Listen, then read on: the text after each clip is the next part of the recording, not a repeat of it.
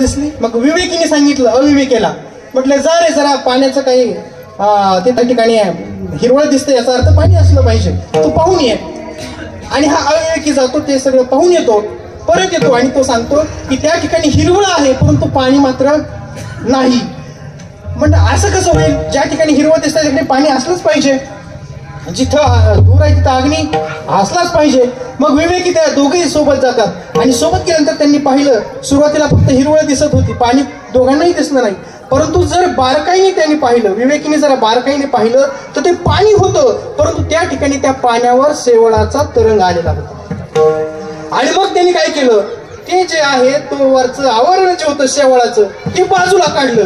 बाजूला काढल्यानंतर त्या ठिकाणी पाणी त्याला तिथंच होतं. पाणी आणलंय का कुठून? नाही. भगवंत प्रत्येकाच्या हृदयामध्ये आहेच. ममेव अंशो जीव लोके, प्रत्येक जीव हा भगवंताचाच अंश आहे, पण तो आपल्याला प्रत्येकाला येत नाही, कारण अज्ञानाचं आवरण असल्यामुळे ते येत नाही. आणि आवरण घालण्याचं काम संत करतात, त्यासाठी ते अवतार घेतात. विठ्ठल